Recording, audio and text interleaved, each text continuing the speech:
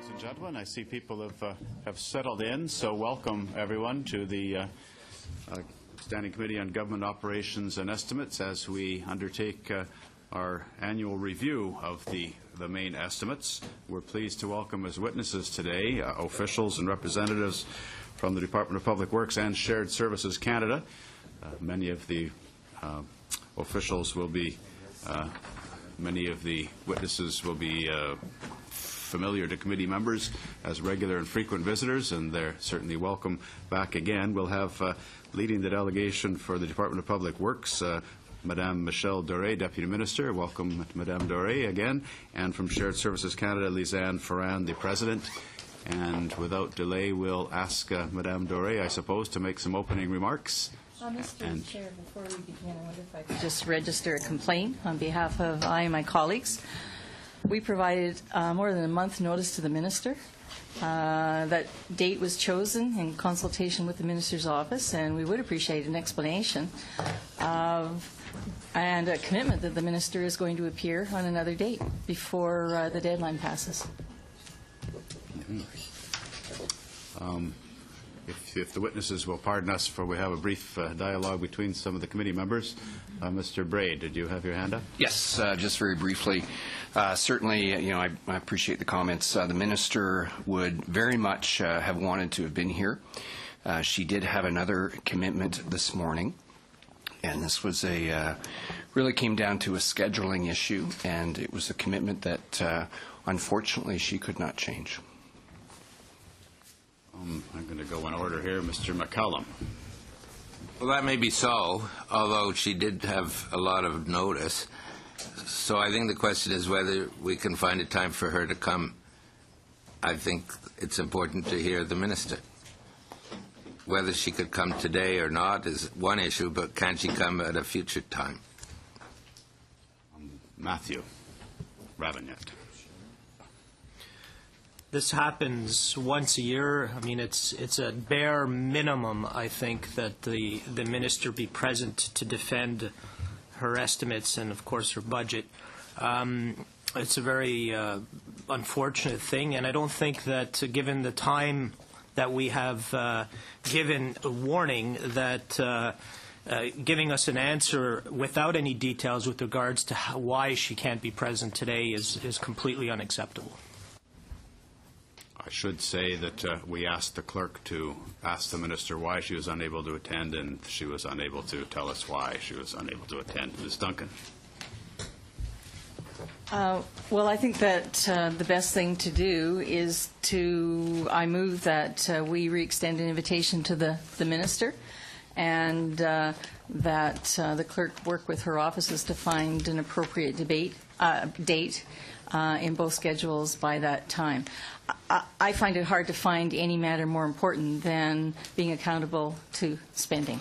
So I think it's absolutely necessary. This is a key department that our committee reviews, and we were very much looking forward to the opportunity to review these matters with the Minister. So I move that we direct the clerk to contact the Minister to pursue another date. There's a motion on the floor. I'm going to rule that the motion is in order because it's the subject matter that we're dealing with. Peter, to the motion. Well, again, as I mentioned, I don't think we want to belabor this too much and take away time from asking important questions of our officials who are here about the matters that you indicate are important to you. Again, this unfortunately came down to an issue of scheduling, and certainly the clerk could follow up again with the minister's office, and I suggest that we proceed with our questioning this morning. Well, there's a motion on the floor, so any other further speakers to the motion before we put the question? What's exactly the motion? Was that we summon the minister to defend her estimates before the committee that she is responsible to. Well, I would suggest that we defer this to a subcommittee. This falls under the category of committee business, and we can discuss it in that forum and not take, as I say, any further time away from this important matter today. Well, there's a motion on the floor that I've ruled in order, and the motion is debatable. John. Yeah, the quickest way not to take any more time is just to vote for the motion. It's just requesting the minister to come at a different time. I don't see why the Conservatives would object to that. And I move that we adjourn debate of this particular motion to our subcommittee on committee business. There's a motion on the floor. I don't think I can entertain another motion at that time. I think we have to deal with this motion. If you wanted this to be dealt with in committee, or in subcommittee, it would have had to been done prior to the motion being moved. A motion to adjourn is not in order either. We have a motion on the floor. I'll just consult with.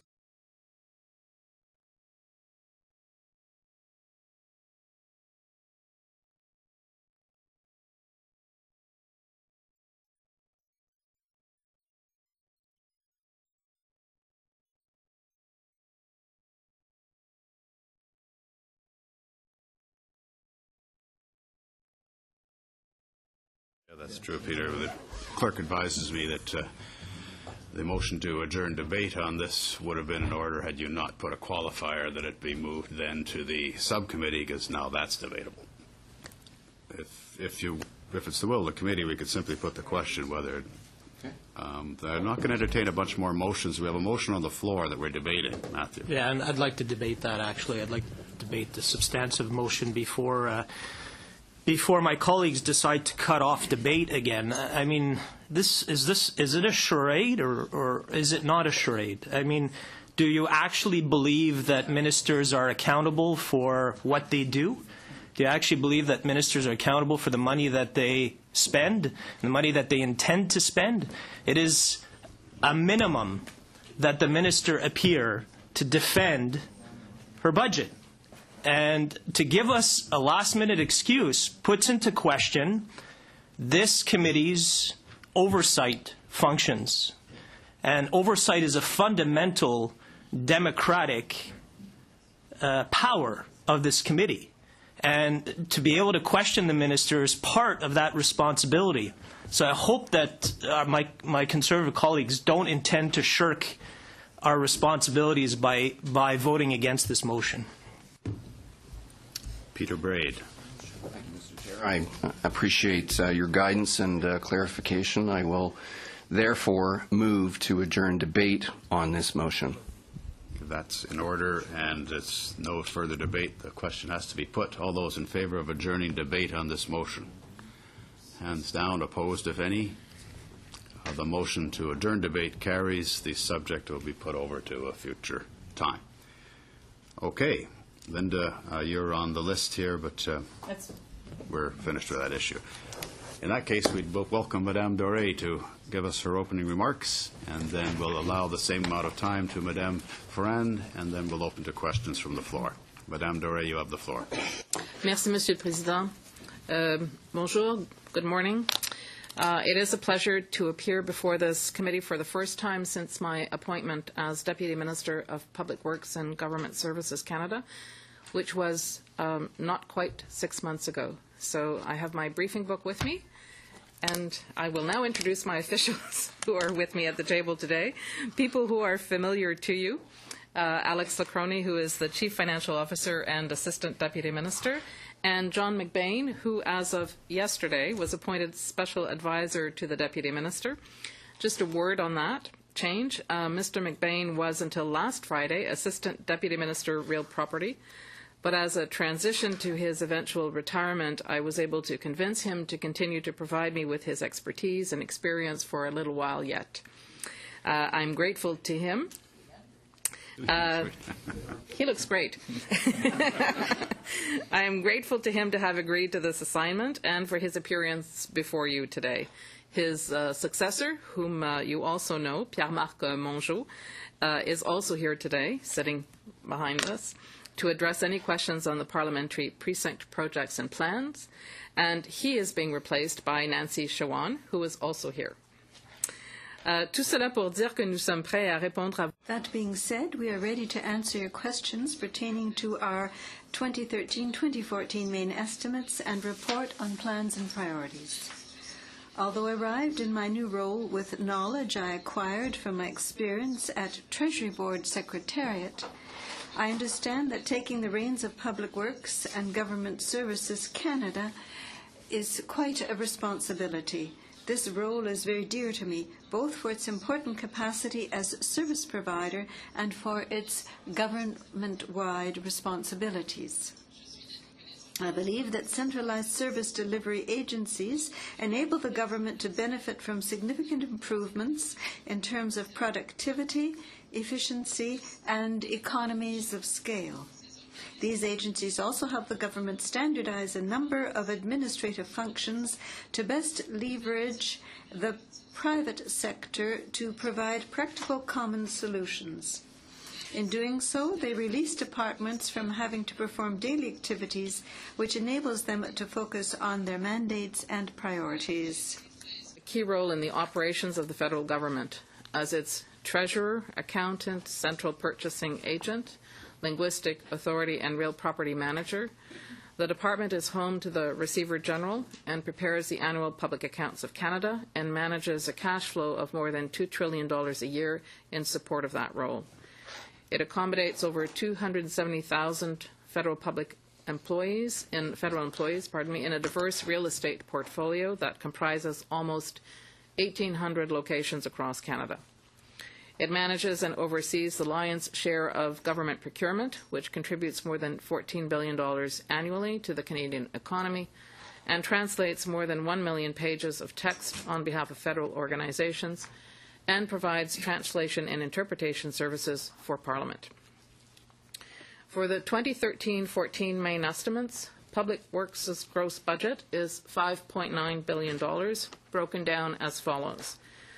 $2.4 billion for the rent, fit-up, and utilities of government-wide accommodation, Receiver General and central compensation administration functions such as banking fees, checks and envelopes, and translation services to Parliament.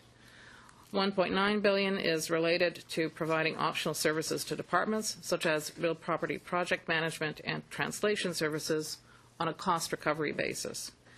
And $900 million is needed to deliver our core programs such as central purchasing and banking, public accounts, payroll and pension services, and $600 million in capital is needed for Government of Canada buildings and infrastructure. Public Works generates $3.3 billion in revenues, or for 56% of its budget from client departments. This results in a net appropriation of $2.6 billion. The 2013-14 main estimates represent an increase of $254 million, or 4.5% over last year's main estimates. One of the key reasons for this increase over last year's estimates is the amount allocated to the rehabilitation of the Parliament buildings. Work continues so as to ensure their preservation as heritage assets and national symbols, and as functioning buildings that are essential to the continuity of our national democratic institutions. The total 2012-13 estimates earmark $247 million for the parliamentary buildings rehabilitation projects. For this fiscal year, the allocation is $261 million, an increase of $14 million as per approved project plans and schedules. The parliamentary precincts west and east blocks are included in the rehabilitation projects for 2013-14. All major projects, including the major rehabilitation of the West Block and 180 Wellington, are still on or ahead of schedule and on or under budget. Un autre élément qui contribue à l'augmentation de nos prévisions de dépenses pour 2013. Another factor contributing to the increase in our 2013-14 main estimates is the purchase of Terrasse de la Chaudière complex in Gatineau. The amount of $50 million would be added to our budget to complete the transaction. During this period of downsizing, such purchase may seem odd, but this is not a new space for the government because we already occupy the entire complex. Nearly 8,000 government employees work at Terrasse. The Government of Canada entered into a long-term lease purchase agreement during the construction of the complex, and we have earned equity through lease payments and improvements carried out over more than 3 decades.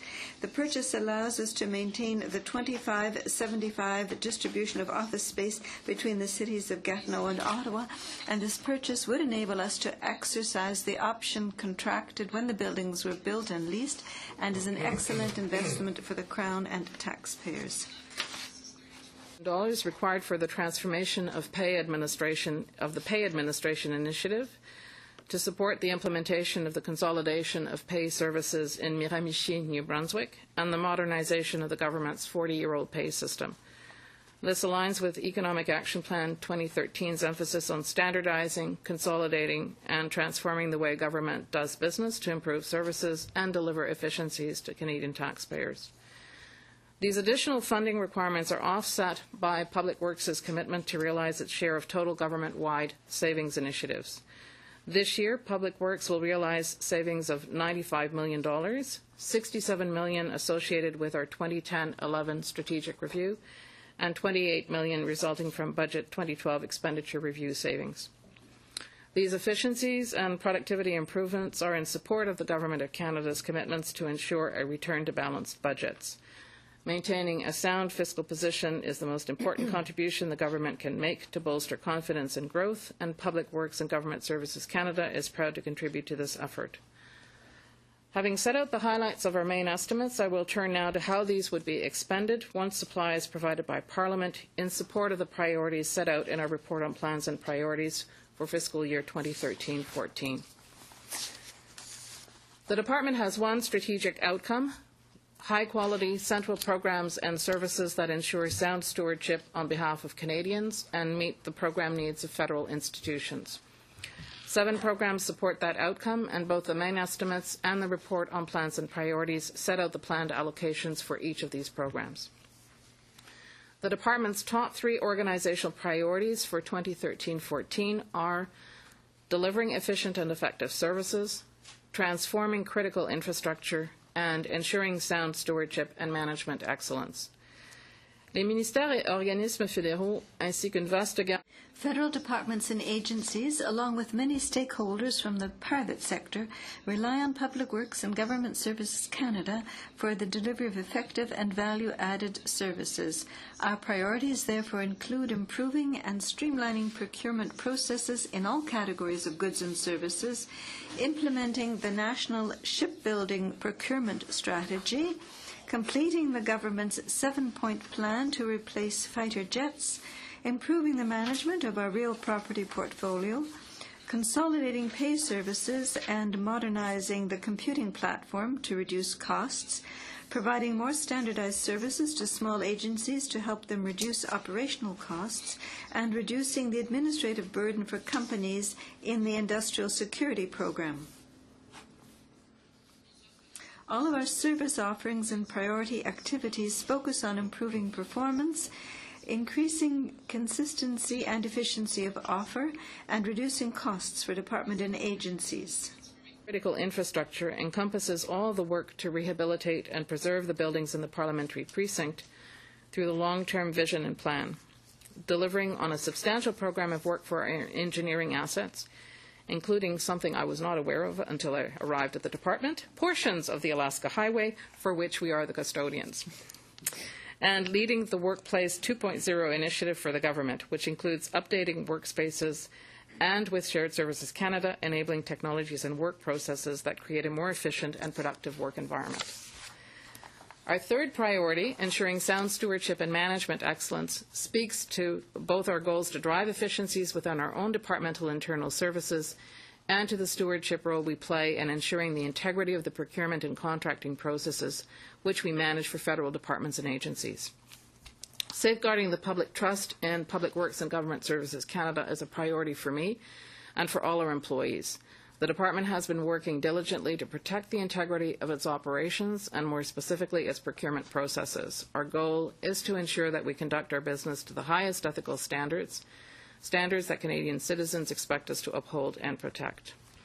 We have a strong framework in place to support accountability and integrity in procurement. This includes a code of conduct, fairness monitoring, audits, internal investigations, policies, procedures, and governance measures. I understand that we will have a chance to discuss these in greater detail at an upcoming appearance before this committee as you undertake work in this area.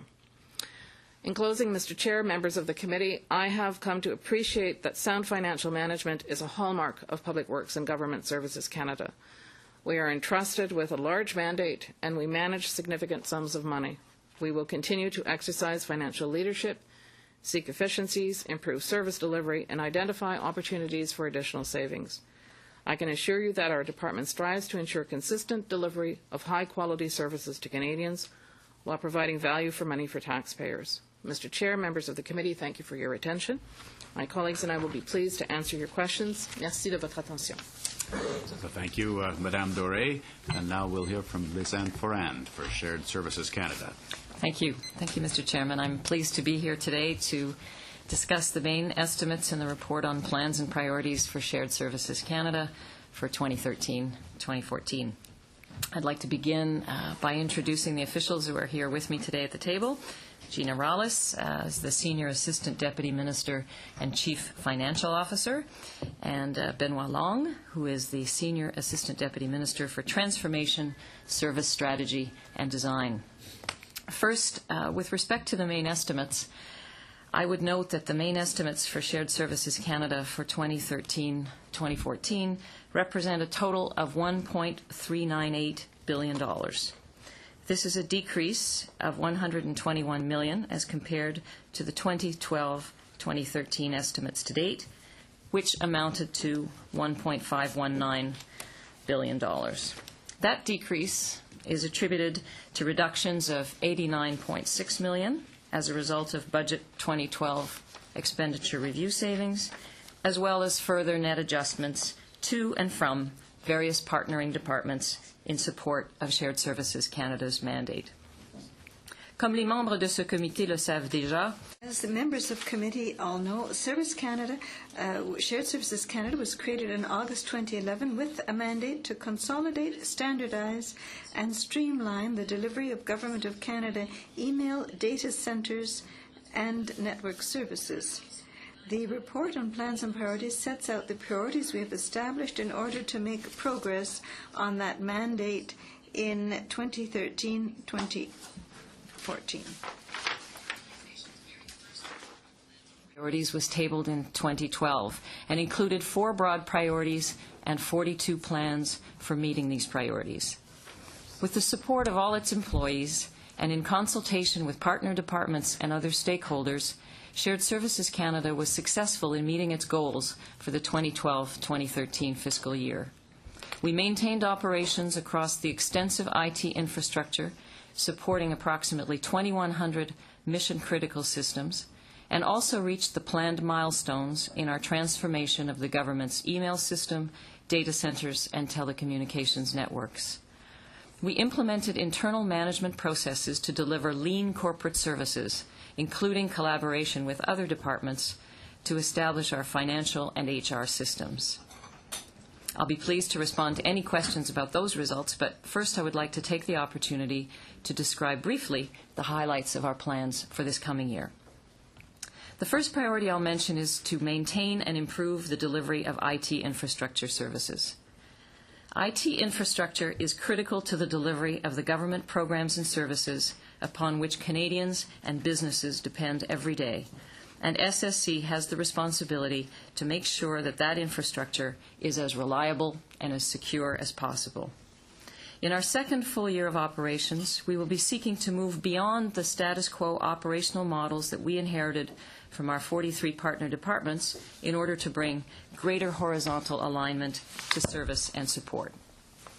We will place a particular focus on identifying the ways in which taking a government-wide approach can enhance IT security.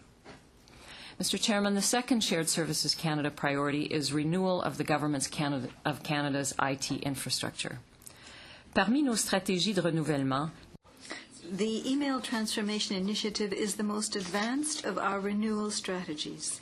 After extensive preparatory work and consultation with government departments, as well as the information and communications technology sector, we are in the final stage of a procurement process that will result in the implementation of a single government-wide email system by 2015. We will work closely with partner departments and our employees through the coming year and manage a transition that is as smooth as possible for our partners and the Canadians they serve.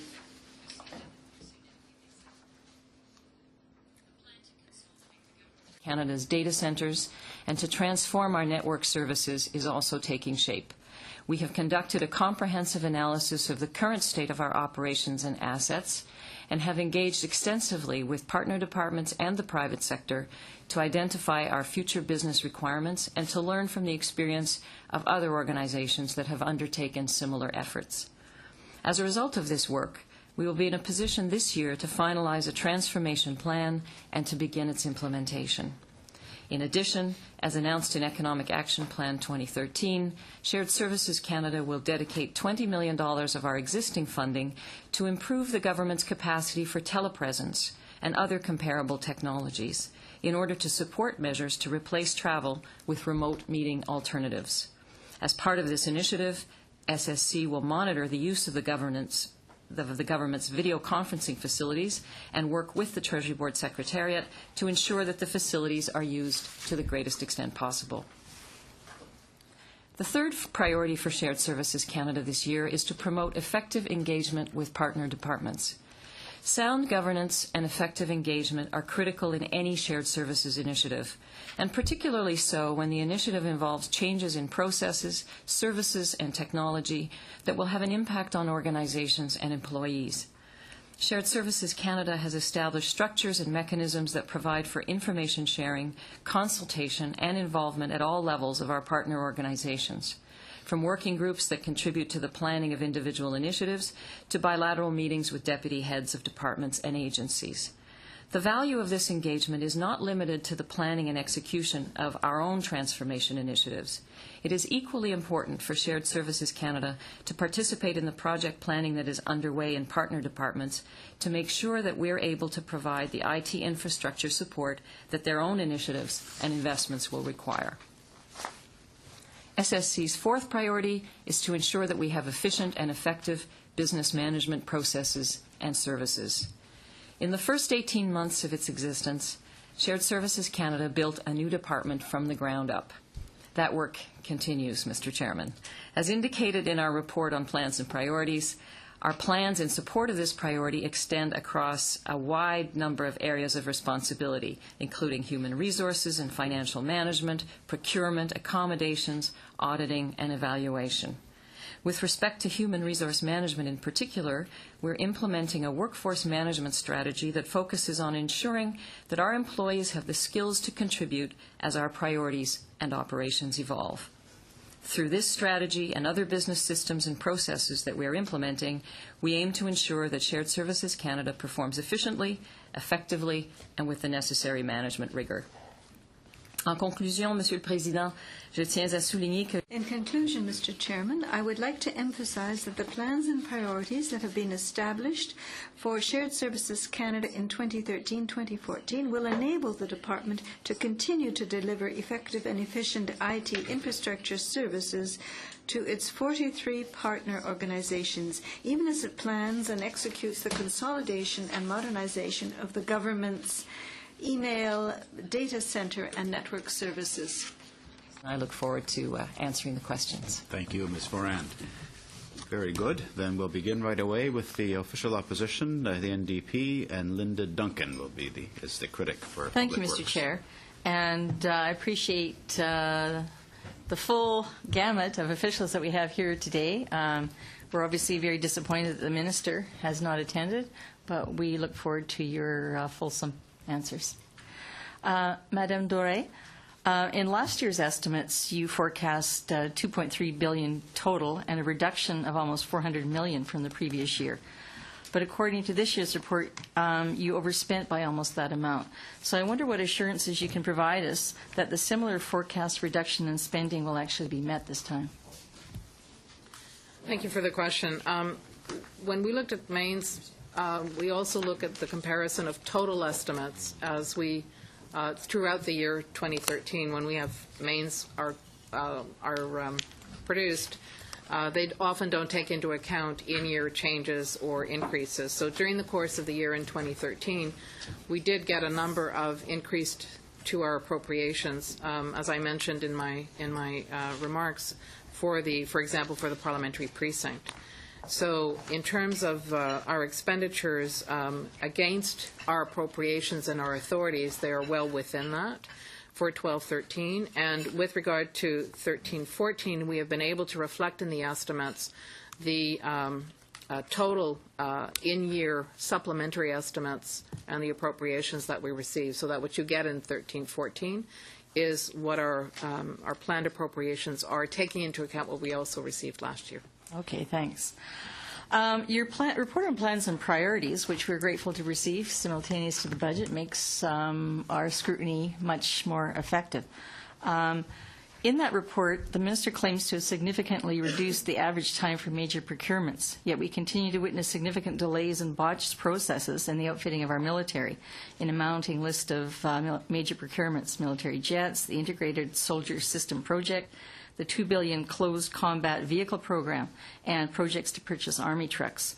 The report on plans and priorities claims the department will make progress on its purported smart procurement by simplifying and streamlining the process, and yet in the procurement for the $300 million Integrated Soldier System Project, apparently you've had to completely repeat because that system didn't work. Can you tell us if the bidders will likely find it necessary to up their price because of the fact that they've had to prepare that bid twice for this major procurement? And do your estimates this year take into account the fact that you're having to redo that procurement process? Thank you for those 7 questions.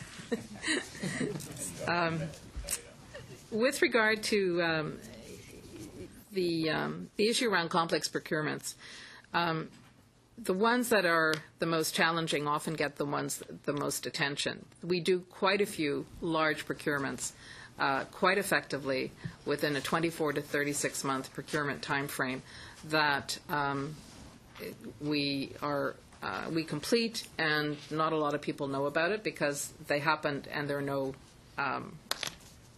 process issues or elements around it.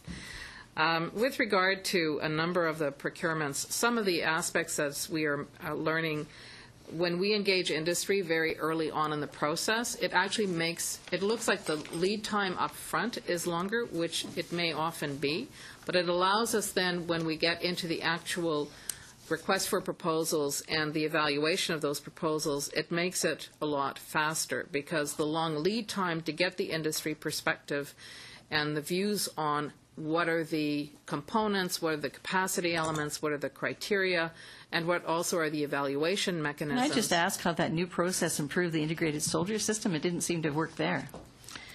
One of the elements with that particular procurement was that a number of the technical requirements were not met.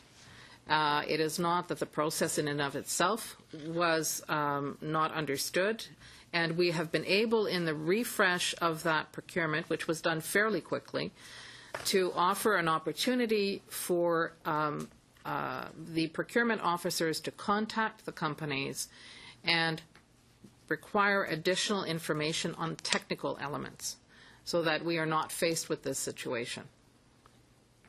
Linda, if you have a short question. contrary to what you're suggesting, we've actually heard a number of complaints from potential bidders that there is less consultation and less openness to consultation up front. And additionally, there are complaints that the small and medium industries, which in your report on plans and priorities suggest that there's greater opportunity, they say that because of that, they are actually losing out from this new consolidated bidding process. So I wonder if you could rationalize your new smart bidding process, which is supposed to be helping small regional-based companies and is supposed to be providing for more openness and transparency. We have pointed out on a number of occasions all of the industry activities. We put them out on all of the forums that we have. We do a fair amount of industry consultation on every procurement that we run. We have also done a huge number of industry engagements with small and medium enterprises, and we can certainly provide you with the information in relation to the outreach activities, the engagement that we do, because I think it would support the statements and our commitments to that effect. Yeah, I think that might be helpful, Madame Dory. We can stay in touch on that issue. Next for the Conservatives, Bernard Trottier. Chair, and thank you, guests, for being here this morning. For the important business of supply, we're here to talk about the 2013-14 main estimates, but as a practice in this committee, we've found that looking at things like RPPs are very helpful because it gives a context of 3 years back and 3 years forward, and we get a sense of what's going on with the longer-term trends with the financials, but also an interesting contribution of the reports on plans and priorities is some of the performance metrics that you've got in there. And so because those are drivers of some of the expenditures. On page 13 of the RPP for Public Works and Government Services Canada, there's an interesting performance indicator there where you talk about the percent of Government of Canada spend through procurement instruments, such as standing offers and supply arrangements, and you've got a target of 15%. There's a balance of procurement that's done through competitive bidding process, and the target there is 70%. Can you talk about that target of 15%, and why is that important, and is that something you'd like to see increased or decreased in the future? The target was established because we wanted to make sure that people were using the instruments that we were establishing, but recognizing, and this is based on volume and practice. So we've given ourselves a bit of a stretch goal. At 15%, it may not seem to be significant to have all of that done through the supply arrangements and the standing offers, but we thought that was a fairly significant stretch for us to achieve because these are pre-competed instruments that then allow and simplify the processes for government departments and agencies to use.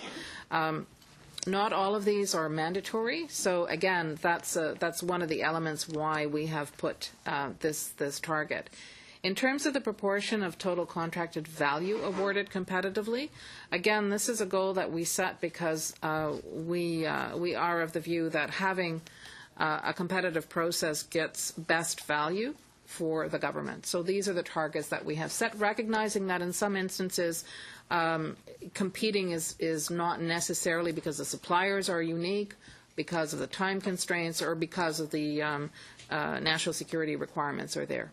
So of these two targets, 70% and 15%, 85% are being tendered using these, whether it's competitive bid process or these instruments.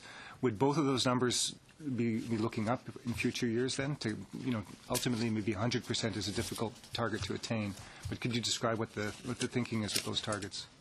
Mr. Chair, I don't think that we would consider 100% to be achievable because, frankly, as I mentioned in response to the earlier question, there are a number of requirements or situations where there is a sole supplier, where there is a national security requirement, where, in fact, there is an operational requirement. So achieving 100% competitive in every single instance would not be practicable under those circumstances. Okay. Thank you for that. It helps to understand what's driving some of the expenditures. Now, I want to talk about specifically accommodation and real property services. And in the RPP, I suppose in the main estimates, you've got net expenditures of 1.978 billion, and I see planned spending in the RPP is 2.117 billion. So there's a delta of about 140 million. Could you explain the difference between what's in the main estimates currently and what's in the planned spending for 2013-14? I will ask my Chief Financial Officer to, with your permission, Mr. Chair, to take that question. Certainly. For real property, there are several factors playing in this regard. So, number one, we have the reduction for the commitments for budget 2012. That explains primarily the reduction from 12-13 to 13-14. Okay.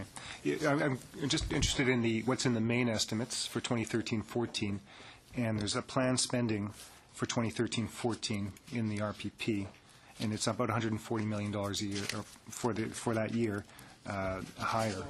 The difference is $138.9 million. It includes the manège militaire, $4.8 million, engineering assets, $63 million, and long-term vision and plan, $38.1 million, and the rest is quasi-statutory items for FIRAP and for two buildings, 22 AD and 30 Victoria. Then I guess there's a process question behind that is when the main estimates are put together and when the projected spending for the year come, but why is there a difference between those two numbers? Because when we do the main estimates, not all the approvals are in place. Because the program is project-driven, and often the projects needs requirements to be approved, well-defined, and the timing is not necessarily conducive to have all the items in main estimates. Sometimes you have budget items that come after main estimates, so sometimes they are reflected in the RPP, report on plans or priorities, sometimes not. So I will sum this by saying it's a timing. Thank you, Bernard. You're well over your time. Thank you. Next, we're going to Matthew Ravignat. Oui, bien, merci. Thank you very much, Mr. Chair. I would like to ask you a question about a very specific program, the program of integrated reinstallation. 20 to 30,000 people are moved through this program, this unique contract that one single company has had since 1998, despite the warnings of the auditor Vengel. By restraining the participation to one contractor, the Canadian government is depriving a lot of contractors and is reducing the competition for that contract. Since the contract will be expiring in November 2014, since a few months are necessary to organize a competition, have you had any idea of what the minister wants to do about this? Thank you very much, Mr. Chair. Yes, there will be a competitive process that will be put together for those moving services. Thank you. I will be sharing my time with Mr. Blanchette. Thank you. Thank you to our guests. It's a pleasure to meet you. I would like to start with Madame Ferrand.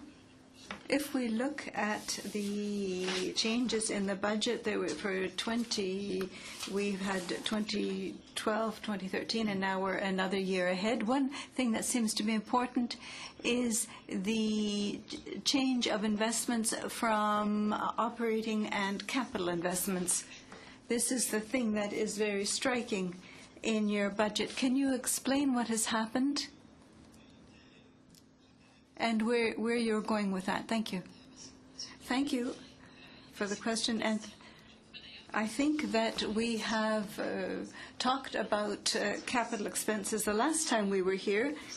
And I think it seems to me that we were told that it seemed to be very low for an organization such as ours. And what happened in our first year, as you know, we received our funding for the first time in April 2012, and we inherited capital budgets that had been set by the 43 departments. These departments had identified operating and capital expenditures based on their projects and plans.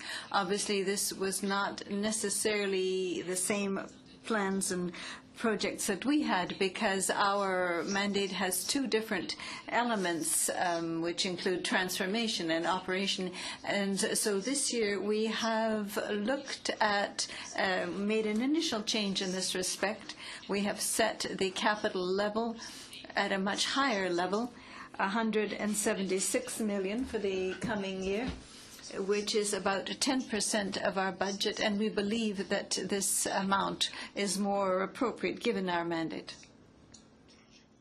And when I asked the question, it wasn't to be critical, because I believed that there had been underinvestment, but basically to have an increase of almost 100 million, cuts had to be made somewhere else.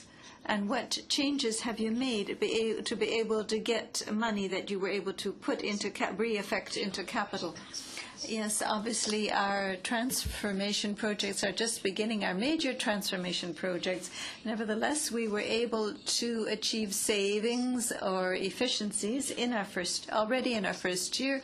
We were able, at a number of levels in a number of areas, we were able to determine ways of doing things where our operating costs were reduced. I can give you all sorts of examples, but in a number of areas, for example, just to give you a very simple example, the projects that we inherited from our partner departments obviously often involved duplication. There were perhaps 10 or 12 video conference departments in different departments, or 10 or 12 projects to go to wireless networks in various departments. So we brought these projects together, and we are doing this once for the 12 or 13 departments. This means one single management team, for example, or project team. There were a number of examples such as this in our operations, and this made it possible for us to transfer funds from operating to capital funds. And then I will immediately go to another point. You have talked about telepresence and that there would be an additional investment of $20 million for telepresence. Could you explain to us what these investments mean? Are we talking about dedicated lines, or what type of service does this provide at departments throughout Canada? Thank you. This is a file that we have been focusing on since the budget of 2012. You will recall already in the 2012 budget there was a reference to the government's wish to increase the use of telepresence and similar technologies. So what we did at the outset, our typical way of working, is to establish an inventory of everything that's already been done. We surveyed the various departments to see what investments have been made, when assets exist, and we discovered that a lot of investment had been done in the Government of Canada with respect to telepresence and video conferencing.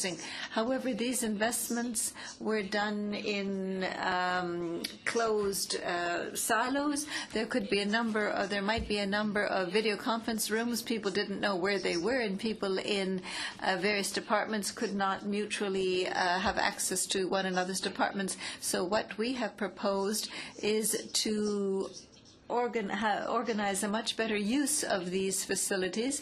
We created a list of the facilities throughout the government, so it would be obvious where were these rooms and who had them. At the same time, there were gaps. There were departments that didn't have sufficient equipment or facilities, and there were cities where we thought we would need to have more facilities. So we proposed to use these $20 million to fill the shortcomings. For example, departments where their headquarters are outside of the National Capital Region use their video conference facilities much more so than other departments. So we're going to make sure that they have the material that they need. Thank you, Madame Forin. Next for the Conservatives, Dan Albus. Mr. Chair, and I'd like to thank our witnesses for being here because I'm new to this committee and certainly appreciate hearing your testimony. I'd like to actually focus today on Shared Services Canada, so I'll be directing the majority of my questions towards them, Mr. Chair. But thank you for your willingness to discuss these things with us. Now, 89% of your budget is dedicated to IT and infrastructure. Can you please illustrate your consolidation and standardization goals again? Thank you, Mr. Chairman. Yes, indeed, the vast majority of our budget is dedicated to IT infrastructure in one form or another. And in fact, Shared Services Canada was created to bring in greater standardization, greater consolidation. A basic fact, perhaps not exclusively with respect to IT, but certainly applies to IT, is that complexity and diversity drive costs. So from the outset, our objective is to simplify and to standardize wherever we can. As you know, we have the three major programs of standardization and consolidation, so the single email system. So obviously when you move from 63 email systems to a single email system, you will find efficiencies and a more effective program. On the email, are you on track right now for the implementation of the new system? Do you have an idea of a date when it will come into effect? Thank you for that question. We've been working very hard on the consolidation of the email program over the last year. We are now very much on track. We're in the final stages of a complex procurement process that began with an extensive period of industry engagement. So we spent quite a bit of time working with industry at the very front end. And then we did what's called a collaborative procurement process, which is that we pre-qualified a number of suppliers and then we worked with them to elaborate the request for proposals document to make sure that we were identifying the right things in terms of what needed to be in the RFP. So we're now at the tail end of that process. We are in the evaluation phase, and once that phase is over, we'll be seeking contract authority, and our objective is to have the new email system in place and operational by 2015. So when you say the term complexity, I just look at a fairly new organization, 20 data centers, 43 different departments or clients, so to speak, each with their own needs, coupled with growing concerns about cybersecurity. That it's a big portfolio, I would say. The question I would have is now, when a government website is put up, would that be done through the individual department, or is that something that you would have a say in collaborating with them and then presenting that forward? Is that part of the consolidation effort? Consolidation? Thank you for that question. Well, that speaks to the division of responsibilities between Shared Services Canada and departments. So Shared Services Canada's responsibility is the infrastructure. So it is really the foundation on which either applications are run or the business of departments works. So in the example that you've given of a website, we are responsible for the networks and for the foundation, for the infrastructure that would be based on. But the department itself would be responsible for identifying their needs with respect to the website and for doing all of the work that's required to reflect that department's presence on the Internet.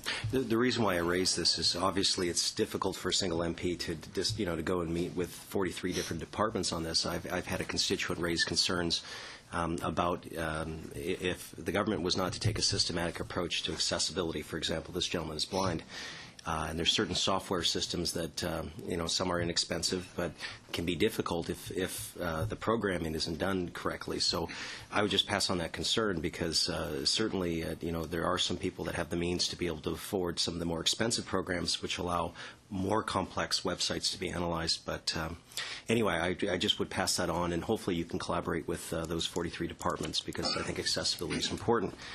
Now, what does telecommunications modernization involve, and what's the status of that particular work? Thank you for that. So that's another one of our major programs. the Government of Canada's networks right now, I'm not a technical person, but I tend to say it looks a little bit like a bowl of spaghetti. There's networks. There's over 50 wide area networks. So each department or groups of departments have a wide area network. Within individual buildings, there are local area networks. If you have 8 departments in a single building, you'll have 8 local area networks. We have 485 different data centers, places where we keep our servers and our data storage. So those have to be all connected up to the various departments whose data they store. And all of this is done separately for video, for data, and for voice. So it is a great big ball of all sorts of networks that interconnect each other. That's obviously not optimal. It's not efficient. It's not inexpensive. And it's not as secure as it could be, because the more of these things that you have, the more exposure and vulnerability you have. So our objective is to work over the next few years to build a single backbone, a single network backbone for the Government of Canada to secure the perimeter very closely, to limit the number of connection points that we have with the Internet, so as to limit exposure there as well, and to provide modern networking capacity for all departments, and that means a converged voice, data, and video through one single network, which is already being implemented in some departments. So simplify it. Again, simplify and standardize. Given the complexity, simplifies the standard order. Thank you, Mr. Chair. Appreciate the testimony. Time is well up. Thank you very much. Next for the Liberals, John McCallum. Well, thank you, Mr. Chair, and thank you to the witnesses for being here. My first question is on the employee relocation contract, and I'm wondering if you can tell us when the request for proposals is likely to go out. Thank you for the question, Mr. Chair. We are working on that, and we have not set a specific date at this point, but it will be within the time frame to allow for the transition. And is it possible that you might split the delivery of relocation services across more than one provider? Well, the current relocation services are offered for the Canadian Forces, the RCMP, and for public servants. So there are 3 separate contracts, and they are available for competition. But each of the contracts, there would be one single winner. It could be 1 for 3, or it could be separate ones for each one. Okay. Now, I understand that the staffing and funding levels for the acquisitions program activity in your department are dropping, and I believe the shipbuilding and fighter jet secretariats are a part of that program. Now, to put it mildly, those programs face challenges. So I'm wondering if this drop in resources means the secretariats, one or both, are faced with declining resources at a time when they have a great deal of work to do. Thank you, Mr. Chair. But as I was looking at the FTE counts, the FTE counts for acquisitions are going down essentially because of a number of the projects that we are terminating or coming to a close. They do not include the shipbuilding and the jet secretariats. So those are not facing declining resources? No, they are not. Okay. We are winding down other projects. So, for example, the Sydney tar ponds, that is coming to a close. So when we have resources that are allocated to specific initiatives, they do go down. But then as other initiatives come in, then we will then be looking at increasing the FTEs in relation to that. Okay. The Auditor General's report was just out today, and it identifies a backlog of contractor security clearances in your industrial security program. I noticed you agreed with the Auditor General's recommendation, but I would imagine there are many security clearances required for the shipbuilding, the military shipbuilding, and I'm wondering how is the department prepared to deal with the large volume of workers requiring such security clearances? Will there be delays and backlogs, or how will you deal with it? Thank you for the question. The audit report that was tabled today, the chapter, is a follow-up to a previous audit. And so on the areas for which the original audit had given us some recommendations, the Auditor General did give us, I do want to point this out, a satisfactory rating. So that's important. And because we worked very hard on meeting the commitments in the Management Action Plan that we had set out for those recommendations.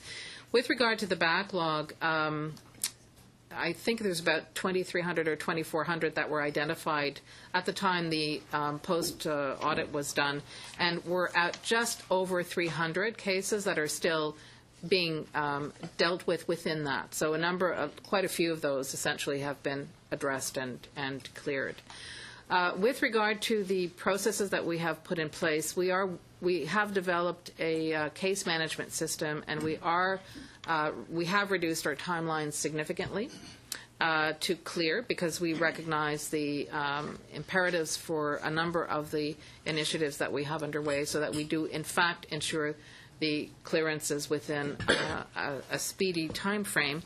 On the other hand, we balance that with making sure that the integrity of the clearance is maintained, because, again, given the nature of the work, we do have to balance timeliness with the integrity and the accuracy of the clearances that we provide. Okay, I did not say your grade was other than satisfactory, but I could not resist. I'm sorry, Mr. Chair. But does this mean at the end of the day that there will be significant delays to the shipbuilding program because of this issue? Mr. Chair, I can assure you that there would not be. A number of the contractors in this area, and we took steps to ensure that, already have security clearances in areas where they need an increased clearance. Then we process those as quickly as possible. But we have not noticed or been advised of by the shipyards of any delays in their ability to contract or to work in this area. Okay, thank you very John. much. Your time is up. Thank you. Next for the Conservatives, Jacques Gourde. 5 minutes, s'il vous plaît, Jacques. Merci, Monsieur le Président. Ma première question. Thank you, Mr. Chair. My first question is for Madame Foran. In the modernization of telecommunications services, there seems to be going from 300 to 20. Could you tell us what the current situation is, and is it Canadian expertise that will be constructing these new centres? And I heard on the weekend that all of Canada and the province of Quebec had an international advantage for storage centres in view of the climate. It's easier to get heat out of the buildings in Canada because of our climate, which is cold, and also there's a new industry which is trying to get established in Quebec and at the international level, to see what possibilities Canada and Quebec can offer. And could these data centres become the focus of a new industry for Canada? Thank you for the question. You started by quoting the figures that have often been quoted to say that we've gone from 300 data centres to less than 20. The 300 figure had been developed before we reviewed all of our assets, and we discovered, in fact, that there were closer to 480 data centers. There were 20 large ones, 60 small ones, or 60 medium, and 200,000 square feet, and then there were a lot of them. And so we're going from a large number to a small number of less than 20. And in the planning of this transformation, we're doing a lot of analysis, as you have said, concerning the location of these data centers. And there are many factors that come into play when we make this type of a decision. And we have used services of a third party to set out for us what would be the most important criteria. There are obviously geological criteria. We don't want to have a data center where there's a risk of earthquake or flooding. And as you have said, there are criteria related to the climate and also cost factors, for example, the cost of electricity. At the present time, we haven't yet made a decision about the recommendation that we shall make to the government, but we have looked at the advantages available in Quebec and in other parts of the country. It's cold in a lot of parts of our country, so we're quite spoiled there. But for the other part of your question, we will certainly call upon Canadian expertise where we can and give that priority, and we are going to be speaking with industry to see what expertise Canada has to offer in this field. And a question for Madame Doré. We know that building management of government buildings is contracted to various companies, and if there's a problem with one of these companies and we consider that the firm is not working properly, there could be firms of 2,000 or 3,000 people, and there may be perhaps a few people who are making mistakes, who are not working properly. Or how would you deal with such a situation? Thank you for the question. As I stated in my notes, in my opening statement, the department has taken a whole series of measures to implement in cases where we have concerns with respect to billing or payment, if we receive complaints or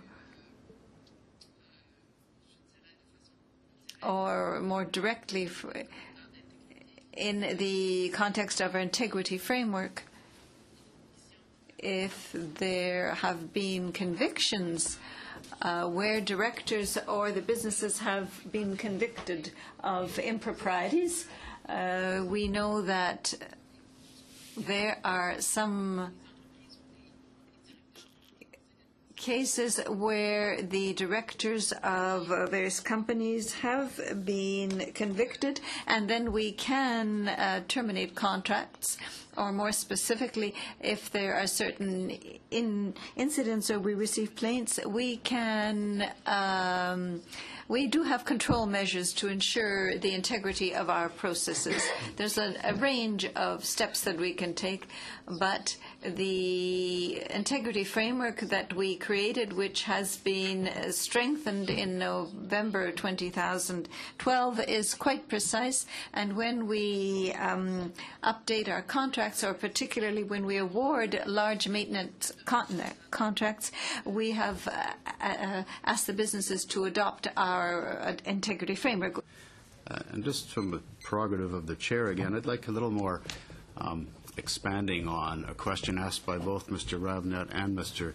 McCollum, and that it strikes me the most contentious procurement contract the government has faced isn't the F-35 or the shipbuilding. It's this relocation contract that keeps popping up like some kind of a bad rash or something. And we just, is it not true we just paid a $30 million commercial, or settled a $30 million lawsuit that we had to pay out?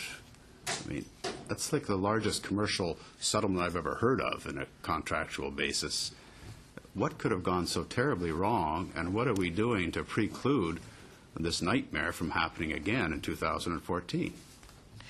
Mr. Chair, the dollar amount that you're referring to is the result of a judgment that was released recently, and that judgment is still being under review by the department. It's a 350-page judgment, so we are reviewing it at this particular juncture to determine next steps with regard to that. So the payment has not occurred. That is what the recommendation coming out of the judge's ruling has been. With regard to the process itself, when this was competed in 2009, there was a fairness monitor attached to and who oversaw every step of the procurement process. And as the committee members have indicated, we are also going to compete, or have asked the question, and I've provided that we will be recompeting this service in the future. But the 2009 process was reviewed completely by an outside expert to ensure that the process was in fact. What did the judge find that the government did so wrong that it owed $30 million in damages to one of the bidders? I would not want to interpret the judge's assessment at this particular juncture. I would just say that we are reviewing the conclusions. I wish the minister was here to put a question like that, too. Who's next? Linda Duncan. Thank you, Mr. Chair, and I'd like to follow up on your questions, Mr. Chair. The reports and plans and priorities says that the department will pursue measures to enhance integrity in procurement. Presumably that includes within the department. So in light of the Envoy decision, I did note that in addition to imposing the $30 million cost award against the government, the court also recommended a thorough investigation arising from that by the department. So I guess the obvious question is that, coupled with the issues that CETA have run across because of SNC Lavalin. I did put the question to the government yesterday in the House. It does seem peculiar that there seem to be some rules, integrity rules for CETA and different ones for public works. My understanding is that the new improved integrity guidelines for procurement only require the department to look at convictions by Canadian courts. Can you clarify that? Is Public Works also reviewing, particularly since there are now many foreign bidders, including for P3 contracts, are you also giving consideration to convictions or allegations of corruption that occurred outside of the country? Thank you for the question. You correctly mentioned our integrity framework, and as I indicated in a response to an earlier question, one of our biggest suppliers in terms of alternate service delivery for operations and maintenance is, in fact, SNC Lavalin, and they have voluntarily integrated our integrity framework into their contracts, even though the contracts are still in place. And those do rely on, and they do, the interdictions or the debarments are based on convictions. And they are convictions in Canadian courts. And so we are, and we have a mandate to oversee the contracts which we issue under our legislation. It is, we do offer and provide those services and contractual services to a number of departments and agencies. So those that procure through us are covered by that integrity framework. And with regard to the foreign-based, that is an element that we are looking at today. But it is not currently in place. It is with regard to convictions in Canadian courts. Thanks. Well, that is of concern since as we speak, there are P3 contracts being considered which could include foreign entities. My next question is on advertising. Your reports on spending advertising are issued at an extremely delayed rate. One of the actions that the government, to their credit, took out of the Gomery Commission was to actually become more transparent and open and issue reports on spending on advertising. And yet we have to wait. Members of Parliament who are responsible for scrutinizing spending have to wait for 2 years after the spending. I'm wondering if you were giving consideration to more rapid expeditiousness of those reports in lieu of the fact that, in fact, contrary to what the government has been reporting in the House, the spending on advertising is rising, and rising for things such as 20+ million on the War of 1812, which the public are saying they're not particularly excited about. So I'm wondering if you could speak to what measures on openness and accountability in advertising the department is pursuing under your mandate to improve more expeditious reporting on the actual spending on advertising. Thank you. There are two reports on advertising which are put forward. One is put forward by the Treasury Board Secretariat, which is in relation to the central advertising envelope, and then what Public Works produces is the actual expenditures. And those, and we are conscious of the delays, but we are working with the suppliers because what we need to post are the actual expenditures, and we get that information from our agency of record and the various departments. So we have to make sure that what we produce are in fact verifiable numbers. We are working on accelerating that and working with our suppliers to make sure that we can produce those numbers as expeditiously as possible. 1 minute. Just a quick question about the purchase of La Terrasse de la Chaudière. You may be aware that we are actually conducting a review of efforts by the government to invest in improved energy efficiency and the monumental cost savings that can be achieved for taxpayers through that. So my question to you is simply, did you factor in the costs of improved energy efficiency and, frankly, indoor air quality improvement in Terrasse de la Chaudière, or known as Chaudière, before you made that purchase?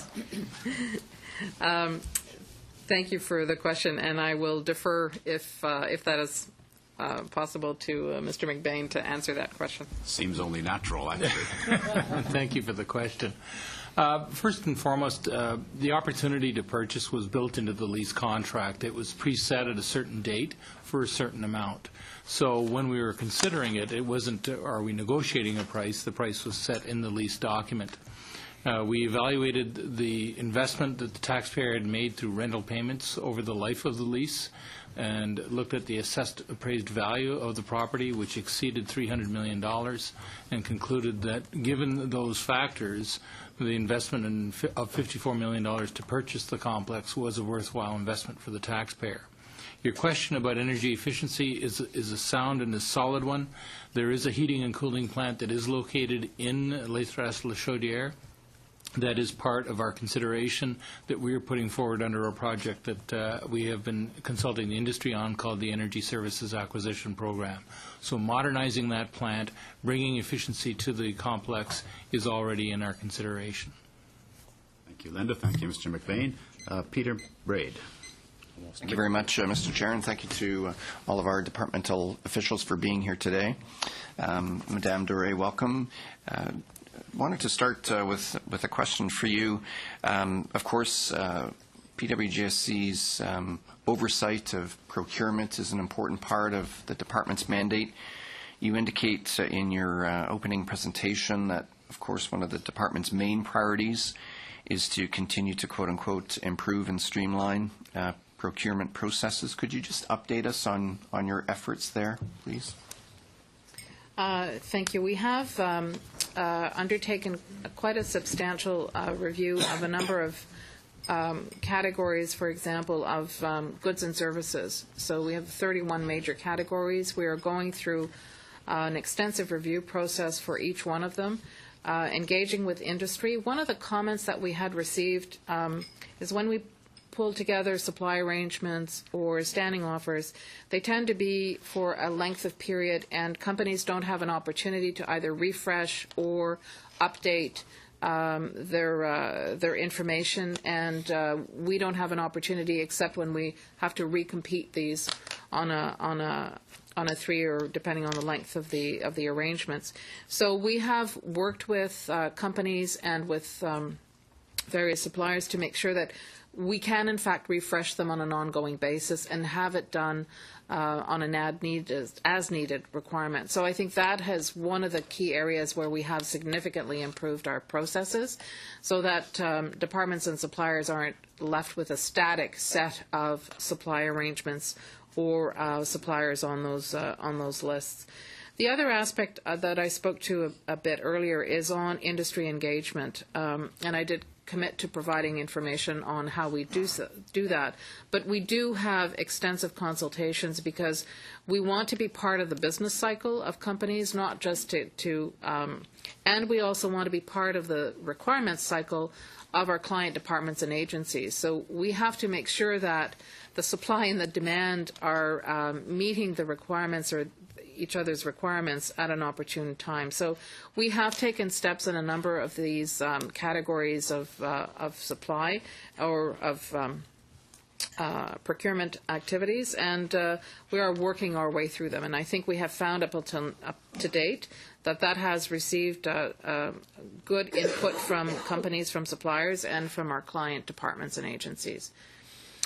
We've also streamlined we've had a couple of major procurements, for example, where we have looked at, for example, the shared travel services. My colleague was talking about video conferencing, but we still travel, and therefore being able to drive the best price and the most effective way of getting at your travel services. So we have been able to obtain the services of a supplier that would allow us to have some very competitive rates. But that was generated as a result of a fairly extensive discussion with our client departments and agencies to get at what are the requirements and what are the essential needs. And we were able then to engage with suppliers to have a better conversation about what it is that they could provide us in terms of services in a timely fashion. Thank you very much. And Mr. Lacroni, I suspect that this is more of a financially related question. I'm looking at page 303 of the main estimates. I suspect it may be directed at you. Just curious to know, I'm looking at the line item for acquisitions, and there's been a steady decline, actually, in that for that particular item from the 2011-12 expenditures of $157 million down to 152, and now down to 129. Could you just speak to the reasons behind that? It's good to see a line item actually decreasing. Yeah, so actually it's page 303. There are two factors. There is, of course, commitments that are made under strategic review. That's $3.3 million. There is also the program of Canadian Innovation and Commercialization Program that account for $22 million. As you know, this program was introduced on a pilot basis and now has been basically put in budget 2013 renewed, so this money has not been spent. So it shows a reduction for $22 million. The other reductions are, or increase is $3.5 million to support the program to supply vaccine to governments of Canada and other stakeholders. So all these reductions account for $22.2 million. So the CICP then shows up somewhere else? Is that because it's now been made permanent, based on the recommendation of this committee, I might add? Is that correct? It will be. It's an issue of supply and the timing of supply. So Okay. when we will be making a request to the Treasury Board, and if it is accepted, then it will be appearing in the supplementary estimates. So you will see it in that supply period at that time. Great. We'll look forward to that. Finally, Well, very briefly, Peter. I see a continued investment, of course, in the rehabilitation of the Parliament buildings, the Parliamentary precinct. These, of course, are very important investments for the government, for Canadians. I can't think of any heritage buildings in the country that are more important than our Parliament buildings. Could you just very briefly update us on the status of these projects, the complexity of them, and how you managed to bring some of them in under budget and on schedule? Thank you for the question. I have the list of projects somewhere in here. But they are major. They deal with all of the main buildings of the Parliamentary precinct, the East Block, the West Block. Thank you. And we do have, we also have, is it the McDonald building? Yes, as well. I'm hearing an echo behind me, so yes.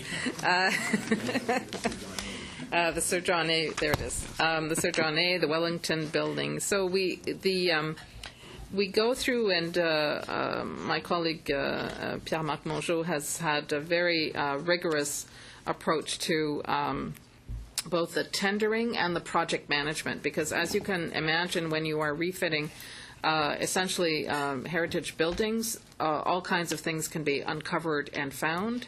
some good, some more intricate, if I can put it that way. But there is a very, very tight project management. There are very tight controls. There is an ability to reallocate and focus, more specifically when we identify some issues that would arise. But I would say essentially the projects at this point are all on track, and the budgets and the control mechanisms that are followed are quite significant. They're quite tight. I'm afraid that's all the time we have for that subject then. Thank you. And next for the NDP, Denis Blanchette. Merci, Monsieur le Président. Je vais partager mon... Thank you, Mr. Chair. I will be sharing my time with my colleague. Speaking of, we're going to be talking about operating expenditures now, Madame Ferrand. Obviously, when we look at the main estimates for 2012-2013, there is a small increase with respect to what has initially been forecast, but in view of the fact that you moved a lot of money into capital, your operating expenditures decreased significantly. When we look at what you actually spent in 2012-2013 and which you expect to spend in 2013-13, there's a reduction of about 15%. And apart from the fact that you have good practices, etc., how are you going to succeed in reducing your budget by 15% without reducing services to the users who are also providing services to the citizens? I just would like to understand how this is going to work. Thank you for your question. Obviously, between the initial expenditure forecast for 2012-2013 and our final expenditures, there were some increases throughout the year, which were resulted from certain transfers between departments and shared services Canada. As you can understand, when the budgets were determined for services shared Canada, some amounts were then reviewed, and then we could see funds that should have been included, some that shouldn't have been included. So we finished the year 2013 compared with a surplus over what we had the previous year. But as I said in my opening remarks, with a decrease of 120 million in relation to last year, that comes specifically 89.6 million from reductions that we achieved. And these reductions, we have looked at these to make sure that there would be no reduction in services to our partner departments. Services are provided through contracts. For example, a new cell telephone contract where the cost of telephone cell services have been reduced, and this represents savings. So this is how we have been able to identify major savings.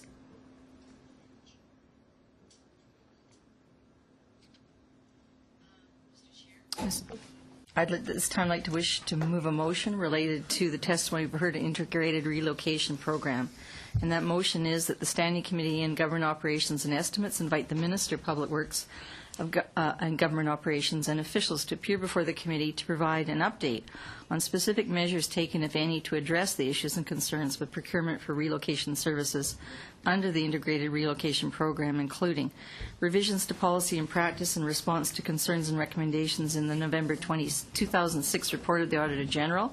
Secondly, revisions to policy and practice in response to the judgment and award against the Government of Canada in the case of Envoy Relocation Services, Inc. versus the Attorney General of Canada, which held that the Crown breached express terms of the RFP, breached its duty of fair and equal treatment in the conduct of these procedural process in relation to property management component of the RFP, and that in the weighing selection formula was intentionally amended to one particular bidder, and that the Crown's conduct on the issue of amending the selection formula constituted bad faith. Third, any additional changes to the relocation program procurement processes.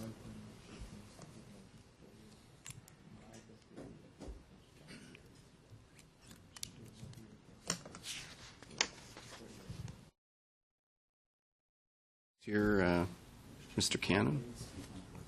Yeah. Mr. Chair, just I think all of us around the table have concerns about this specific contract, and it is a legal matter that's being reviewed, and I think it's most appropriate that we don't comment until all the officials have had a chance to review and come back. And the specific requests should be dealt with in future business, so I move to adjourn debate. Okay.